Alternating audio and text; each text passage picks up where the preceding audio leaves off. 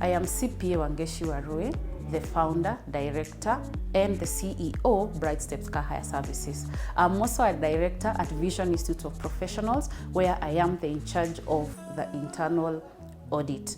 I'm also a tax consultant and a certified auditor under Wangeci Warui and Company. Now, I'm here to tell you more about myself, and I'm here to take you through the journey of where it all started and where I'm heading to and where I am at this very moment.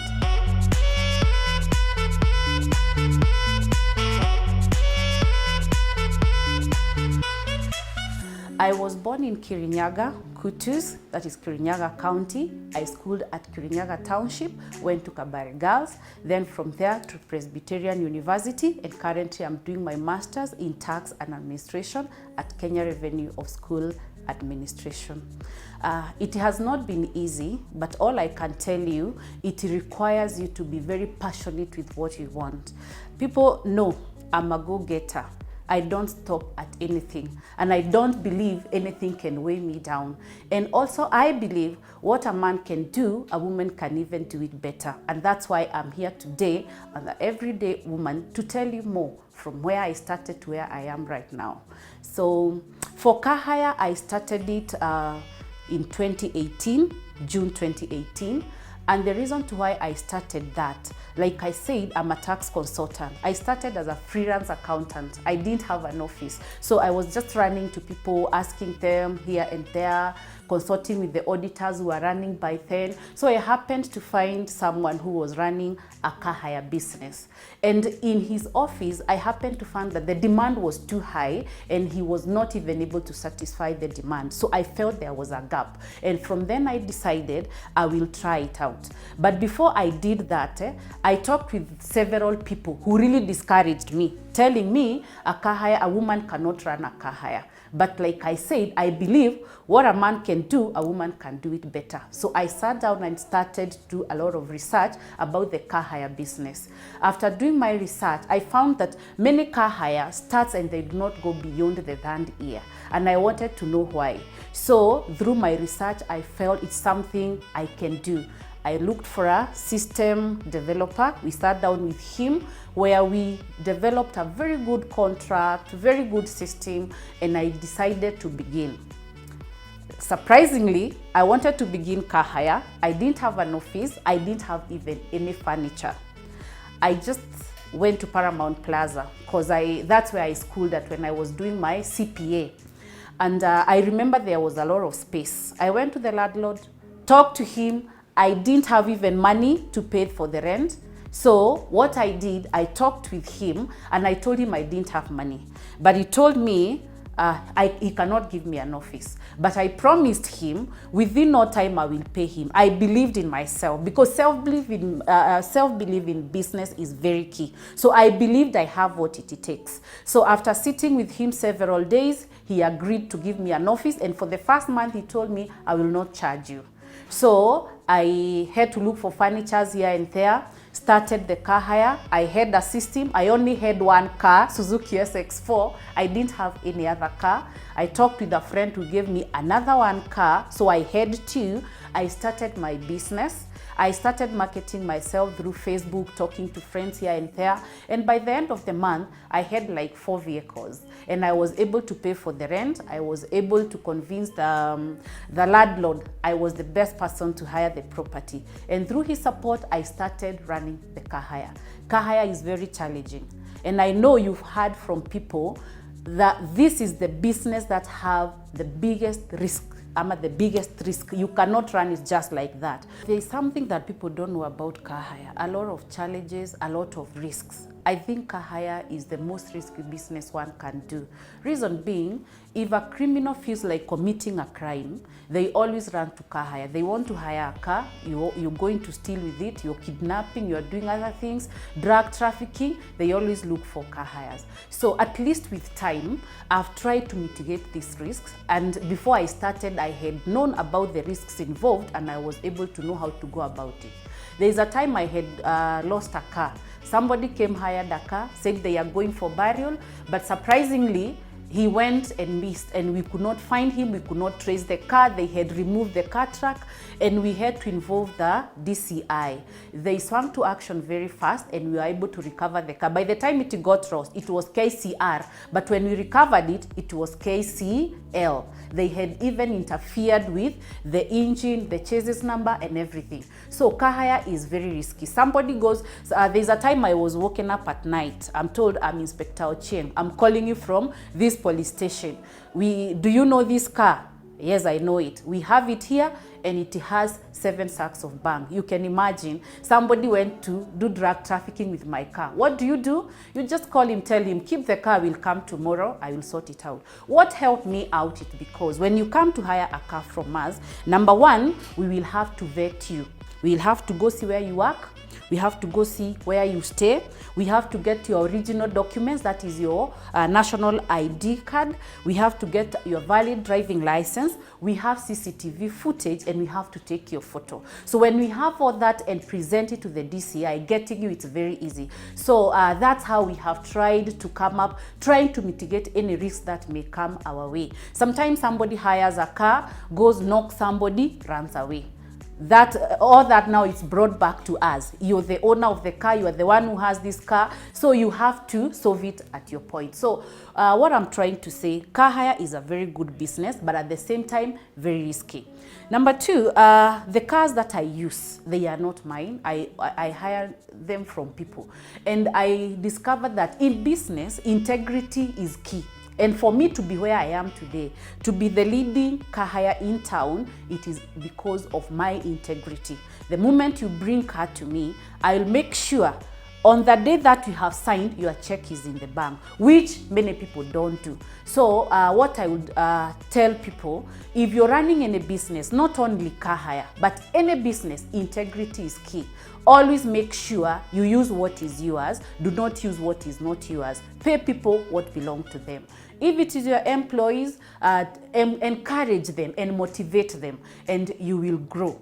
And like I said, I'm also a tax consultant, and that aspect has also really helped me grow as an entrepreneur, because if you're not giving Caesar what belongs to Caesar, you can't go very far. So if it's KRA, give them what they need. If it's the city council, give them what they need. Make sure you are running your business on a very straightforward way, so that in future you will not find yourself struggling because of things that you didn't do right. So I want to tell women, wherever you are, don't just stay there thinking there are no jobs. Ama thinking hii kazi ni ya wanaume. In this era, there is no job for women and men. You can do anything. If you are passionate about anything, you can achieve it. And I always say, where there is a will, there is a way. You can achieve it. You can get it, that which you want.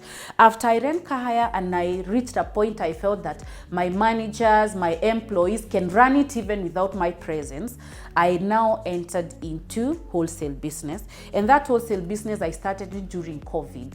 People are complaining that COVID has come, we cannot do anything. But I had to think very fast. And I always tell people, it is all in your mind. The way you take things, I was telling my friends and my employees today morning, I was telling them, any challenge that comes my way, I always opt to get a positive thing out of it. Instead of now sitting down and saying, now this is the end, that's not Wangeci. What I do, I always pick the positive thing from it. So when COVID happened and people could not hire vehicles, Nairobi is locked. You cannot get out of Nairobi. So I asked myself, then what next? These are vehicles I have. I need to pay the owners. I have employees. I cannot just release them just like that because there is COVID. What next? Very fast I thought of, whether there is COVID or not, people must eat. And very fast I thought of, I heard that vehicles which are carrying essentials like food were not locked to get out of Nairobi. So very fast, I went to industrial area. I called one of my drivers, let's go to industrial area. We started going to every shop. He didn't even know what I wanted, but I told him, I'm looking for a rice mill. We got one. Then I went to Kikuyu, looked for a space. I got a space, fixed a rice mill. Immediately we went to Mwea. I come from Kirinyaga, like I mentioned earlier. We went to Kirinyaga, got rice, and we started rice milling and started delivering to people. We could go to Roiro, go to Tawala, go everywhere within Nairobi. And the demand became overwhelming. So the vehicles which were not hired, we used them with my employees to deliver rice to people. So that COVID, which would have made me now shrink and say that it is the end, it made me think wider. So I started the rice milling. On delivering rice to people homes, they are asking, you don't have sukari, you don't have unga, you don't have, I thought now, this is another opportunity. So this opportunity created another for me. So I started a wholesale business and a retail. But I say, as I'm climbing higher the ladder of success, because this is not the end. I have so many businesses in store. I have so many ideas. Like now, next week, I'm starting PATE, Practical Accounting and Tax Experience, which will be running. The office is ready. We'll be starting on 7th. So what I'm trying to say, you all have it. Everything is in your hands. But why are you sitting on that? Why are you always expecting, or you looking for a job to be employed where there is a lot out there? Women, it's the time you wake up. You cannot just sit there and wait for someone to provide for you. It is the high time you stand up, create job employments, employ people also as a woman, and make this world a better place. For example, right now, I feel very nice if I'm able to pay school fees for someone who is not able to pay. I feel nice if I create employment to somebody who was almost giving up. So as a woman, I will really encourage women to wake up, come sit down with us. You know, I always say that in every group, in every interview I do, everything, I always tell people, come, let's sit down, let's talk. And not only women, even men, you can also do it. So I think this world has a lot, and especially in Kenya, there are so many job opportunities, but usingoje the white collar jobs. Ingia huko chini. Kama sasa with my team, that's what we are arranging. There is a woman we are going to help at Kawangware on Friday. Alikuja hapa, she talked to me, and I felt this woman has a very great idea. And she was telling me, I lost my husband. I'm like this, and I'm like, so you're like this, what? You have to provide to your kids. What do you want to do? And she told me, if you buy for me a trolley, iya kusukuma ya smoky and my eye, and maybe I get stock and like 2,000, I can start off. And I was telling my people here, that is not much. And that's what we did. We are buying for her, go and let her move. And with time, we go checking whether she's doing it. So do not just sit there and wait for people to come help you. Go out there and let your heart, your passion, your everything. You know, people say I'm a go-getter. Yes, I am. I am a go-getter. And if I find out opportunity, I don't let it go. I always pick it and move with it. Yes.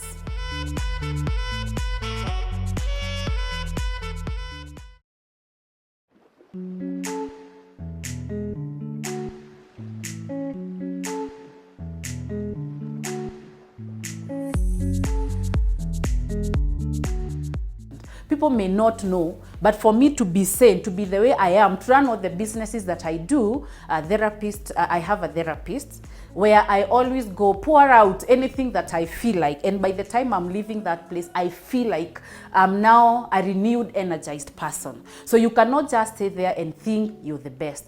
Anytime you feel like, or anytime I feel like there is something dragging me down, I readjust very, very fast. I don't let something keep me down for so long.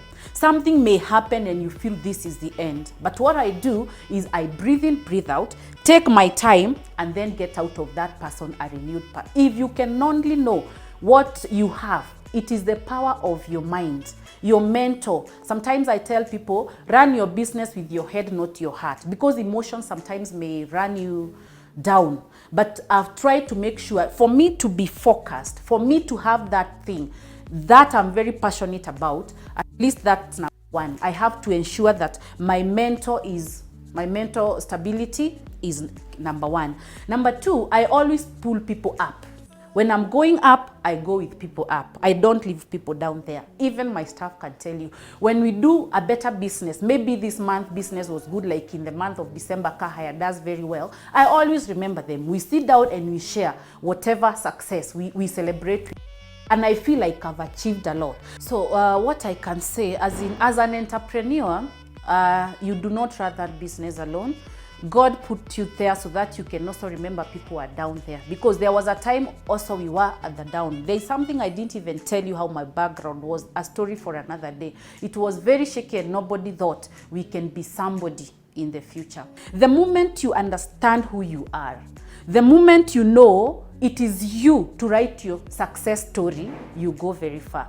And like I said, in the moment, sometimes you may find, I've seen even many businesses collapse because maybe you are doing very well and then your spouse comes in and you are not even able to do anything. And we have been taught you are there together for better, for us. So you find maybe you even give up a very good dream because of somebody. I'm not saying it's wrong. I'm not saying it's bad to work together, but what I'm saying, the moment you know who you are, the moment you know your purpose is to help other people, the moment you know that you have you have a kingdom inside you, the moment you allow that come out, I'm telling you, you will write a story and help other people write their success story.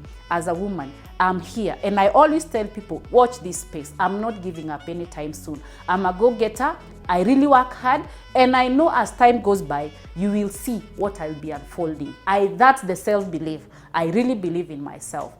Self-belief ni kitu ya maana sana pia, even as you're running your business. It's not easy to run many businesses, but the moment you are passionate, you love yourself, you embrace people surrounding you. If you feel this is negative energy, unaiwacha very fast, because you can't afford to waste time with something that is not helping you, something that is not helping other people. You go very far. I want to talk to everyone. If you don't have a mentor today, very important to look for one. I know I have girls. I told you I'm a lecturer. I lecture taxation. And I have so many girls, not only girls, even men, gentlemen, who come to me and look up on me and ask me some questions here and there, and we walk with them together. Like I will be holding, in my house, I have like 6 girls who will be coming to visit me. And we talk about life generally. And what I learned is, for me to be how I am today, I have mentors. Not one, not two. I lost one mentor who was my business mentor. He's the one who has mentored me. And I remember the first phrase I hear people talk, he's the first person to tell me. He was telling me, Wangeci, if you work with 5 millionaires, the most likely scenario, you will be the 6th one. So from there, the opposite can happen. So it is also very important to look at the people who you are working with. Having a mentor, sometimes you may think you are doing things right, but it is the same mentor who will tell you whatever you are doing is not right. You are heading on the wrong direction, because you are accountable to that person. And it is important also to keep opening up to them. They play a very big role, because some people fail because you don't have mentors. You always think whatever I'm doing is right. Whatever I'm thinking is right. Whatever I have, it's mine. But when you have a mentor who tells you, this is the way, don't follow this, endelea hapa, whatever you are doing is okay, you can do better, you can achieve more, that is the role of a mentor. And obviously, mentally, spiritually, I also have spiritual mentors, spiritually, business-wise, everybody surrounding you. You can have one, you can have 2, you can have 3. And every time you find me sitting, sometimes I even call, namwambia, Dad, I want to take you out for lunch. Tunaenda tunakaa chini. I tell him, I'm planning to do this and this and this. Na ananiambia, no, can you first finish this? This one, haijafika mahali nafa. Once you're done with this, you can now, at least they give you direction. Do not always think that you are the monopoly of knowledge. You can never be. When I wake up, the first thing I do pray. There is power. You feel like you're getting that energy. So I always pray and tell God, I'm committing this day before you. And then from there I come. I do workouts only three times in a week. Monday, Wednesday, and Saturdays. I come, go to the gym kidogo, do gym, and then from there, from gym, then I come back to the office. I always start from the car hire business. Reason being, there are so many transactions here and there. And since I cannot do it in the evening, I come to the office, look at the previous day's transactions. I look at all of them. We do reconciliation with the accountant. Then after that, I now plan my day. Sometimes I have a class in the morning, but Currently, I've tried to reduce the classes as much as I can because I have a lot. Currently, I have so many cases to handle at KRA because we have so many cases here and there. And I told you those cases, I'm the one who can handle that. So from the gym to the office, from office, I go to class. Maybe I lecture, it's only 3 hours. I'm done. Go back to the office. I told you I'm in charge of internal audit at Vision Institute. I have to call my assistant, sit down, look at how the performance has been for the previous week. Then from there, you will find me maybe at Kirinyaga Road, you will find me at Isili, because I have to source for spare parts and everything. So from there, I go back home in the evening at around 6 to 8. Sometimes I go even to the house at 9, because if I finish an evening class at 7:30, negotiating the traffic jam, I'm in the house at around 9. But for Sundays, that is my day with my kids. I'm always out with them. I'm a mother of 2, a boy and a girl. And growing up was not easy. It was not easy at all. But I'm happy for that background because I feel it has shaped the person I am today. My parents separated when I was in class 4. And we were left with our grandma. She's the one who was taking care of us. And finishing my class 8, it was not easy. Grandma didn't have money to take me to school. My mother had left us. My dad was a DDO, daily drinking officer. He didn't even know what you are eating, how you go to school. It was I and Shosh. Clearing class 8, I was best in Kirinyaga County. But unfortunately, I had no one to take me to school. People were just sympathizing with you, but there is nothing they can do. They considered us so poor, so there is nothing they can do for us. So, like I said, I'm very ambitious and a go-getter. Something in me was telling me I will be a great person in future. That's why I'm saying the power of your mind, the power of your thinking, it is very, very crucial, very, very important. I believed in myself. Even at that very deplorable situation, I knew one day I will be a great person. So after class 8, I've performed the best person in Kirinyaga. I was advised we can go to another school in Meru. It is schools people who are needy for free. I went there, did an interview. But I was told you have performed very well, but the condition is for the first year, you have to pay for yourself. And then from there, we pick from there. Did I have anybody to pay for me? No. So what I did, I had to look for something to do. So the school I was in talked with the director and he was like, you come repeat. And I was wondering, even if I repeat, the story will still be the same. So I decided, let me look for something that I can do to help myself and also my siblings. So that's how I came to Nairobi, looking for a job as a house help. But when I came, the first family I was taken to, they had a house help. So they asked me, why do you want to work as a house help? Because they were saying the one they had was very troublesome, so they were looking for somebody else. So they told me, no, we will take you to school. So they told me, now we don't have any money. I had carried everything, my results, my letters from where I was to be admitted to school, because I was still believing something great is coming my way. So that's how my story was published in the newspapers, news. And by evening, people had contributed a lot, which even after I went to school, is the money that took me to college. So that's how I went to school. So in school, even the directors could see this girl, there's something in this girl, because you can see somebody who is very passionate, somebody who is giving yourself, doing everything that you will also see. So they saw what was in me. By the time I was finishing my CPA, they called me, come, we want you to come for an interview. We want you to teach quantitative analysis or management accounting. Because every time you are doing an exam, I'm topping nationwide. I'm topping. I'm in the newspaper.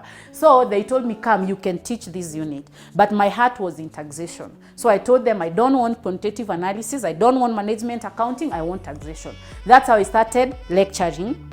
And started now this passion of being a tax consultant. Like I said, I am a freelance. I started as a freelance tax consultant.